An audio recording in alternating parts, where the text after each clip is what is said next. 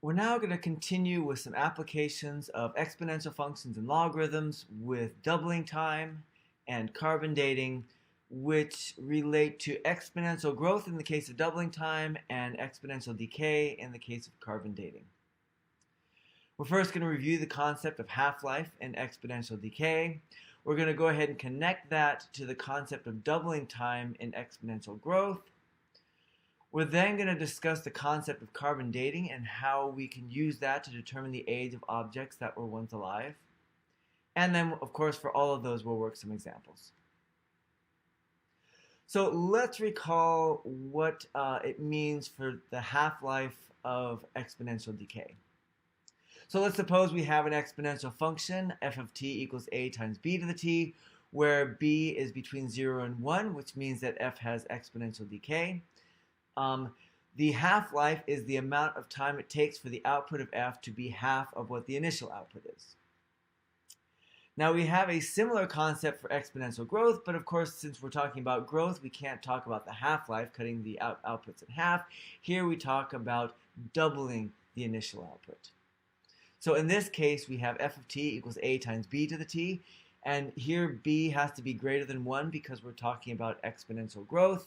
The doubling time is the amount of time it takes for the output of f to be double the initial input.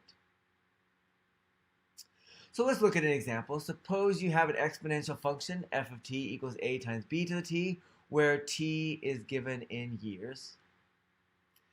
If f has a doubling time of 5 years, how long does it take for f to increase by 80%? So, since all of this problem, both the concept of doubling time and the fact we're asking about the percent increase of our function, we need to figure out how the function starts out, because that's kind of our baseline. So that's going to be where time equals 0.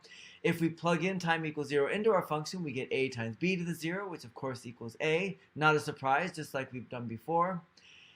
We also know that f doubles in 5 years. So if we start out at time equals 0 with a as our value, in 5 years it's going to be double that. That tells us that f of 5 is equal to 2 times a. But also we can write f of 5 equals a times b to the 5th because that's what our formula says when we plug in t equals 5. We put those two things together to get a times b to the 5th equals 2 times a. If we divide both sides by a, our a's cancel out. We end up with b to the 5th equals 2, and so b is equal to the 5th root of 2.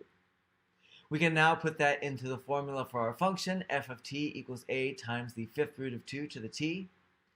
And now we can use that to figure out how long it will take for f to increase by 80%. Now, first we got to figure out what increasing by 80% means. We start out at f of 0 equals a. If that increases by 80%, we just multiply it by 1.8. So we get 1.8a. So if we want f of t to equal 1.8a, well, our f of t is a times the 5th root of 2 to the t. We set that equal to 1.8 times a, and now we just have to solve this equation for t. Very conveniently, if we divide both sides by a, our a's disappear, and so we end up with the 5th root of 2 to the t is equal to 1.8. Now we move over to our next slide because we ran out of room.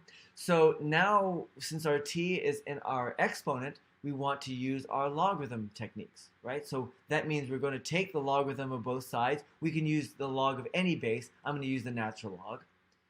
And then that allows us to bring that t out front to get t times ln of the 5th root of 2 equals ln of 1.8. We can then solve for t by dividing both sides by ln of the 5th root of 2. And then if we want to actually know how many years that's going to be, we can get a decimal approximation for that. I tossed it into Desmos, and it came out to be about 4.24 years. All right, so now let's move on to carbon dating. So if somebody finds the remains of tissue that is not living now but once was, we have ways scientifically of determining how long ago it was no longer living. So when the tissue actually died. And it turns out we can use the isotope of carbon called carbon-14. So when I talk about carbon, that's just our regular element carbon from your periodic table if you're taking chemistry. or just the carbon that's an element that's the basis for life. We talk about carbon-based life, that's the carbon we're talking about. So here are some facts that are relevant to carbon, our knowledge about carbon versus how we're going to use that to solve these types of problems. So first of all, the normal carbon, the carbon that you interact most with in your daily life, and carbon dioxide that you breathe out, and the carbon that is a part of your body, that is carbon-12. And what's important about carbon-12 is it's not radioactive. Okay, is the vast amount of carbon that exists on our planet. And however, carbon-14 is a different type of carbon that happens to be radioactive, a very teeny part of our atmosphere. Right? So this carbon-14 is part of our atmosphere in very small quantities. And what happens is as you live your life, you breathe in that carbon, it gets absorbed in different ways. And what happens is you have carbon-14 in your body. In all living things, they have carbon-14 in them as a part of their just interaction with their environment. And so the ratio of carbon-14 to carbon-12 in our bodies and in other living tissue is approximately the same as the ratio of carbon-14 to carbon-12 in the atmosphere. Another important fact is that once the tissue dies, the carbon-14 decays, but it doesn't get replaced. It doesn't get absorbed anymore, and so we stop. You get a lower amount of carbon-14 in dead tissue than in living tissue. And finally, since carbon-14 is radioactive, we can figure out what its half-life is experimentally, and it's been determined that that is about 5,730 years. So a long half-life for carbon-14. And that tells us how fast carbon-14 decays, so we can use that knowledge to figure out how old something is, how long ago the dead tissue stopped being living tissue. In other words, when the dead tissue actually died. And let's go ahead and see how we do that in a particular problem. So suppose you find someone's living tissue, and by some method of measurement, you find out that it has 70% of the carbon-14 that you'd expect to find in living tissue. Of course, you wouldn't expect to find that in dead tissue because you know that you have radioactive decay, but in living tissue, you have 70% of what you would find in that. So we're going to use that to figure out how old this tissue is, or how old it is since it stopped being living tissue. So how long ago did the tissue die? Well, we know that radioactive decay is exponential. So I'm going to look at A of t equals A times B to the t. That is going to be the amount of the carbon-14 that's in the tissue at time t years after the tissue dies. So we've set this up in a really convenient way where t equals 0 is when the tissue dies. And we're just basically now looking for the value of t that corresponds to now, because whatever that value is, that's how long after the tissue has died, between then and the time we found the tissue. All right, so first of all, just like before, we want to figure out what the original amount of carbon-14 is, and that is going to be A of 0 equals A.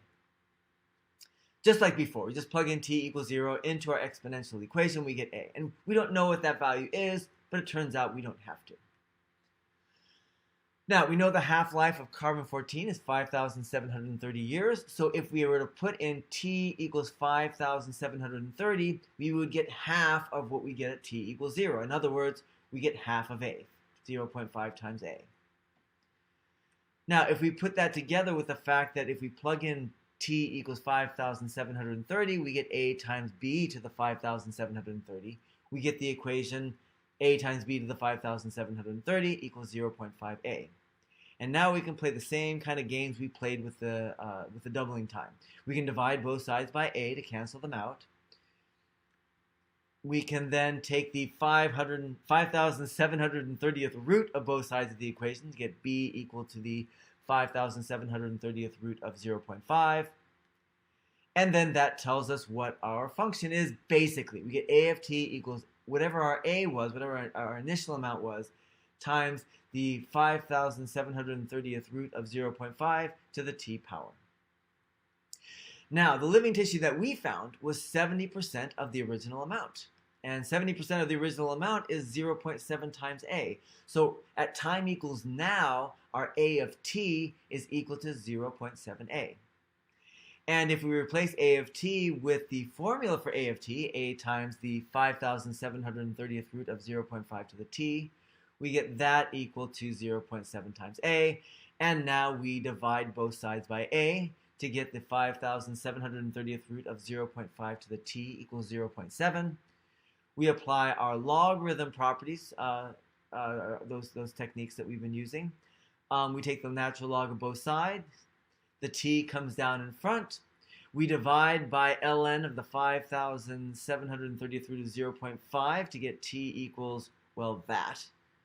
And if we actually want to know how old it is, like in actual years that makes sense to us, we can get a decimal approximation for that. Again, I let Desmos do the work for me. And you get a little over 2,948 years in the past. That's when the tissue died. Okay, so now that you've seen these examples, I think you're ready to work on the activities. The name of the PDF file is Carbon Dating and Doubling Time, and that is included with this video.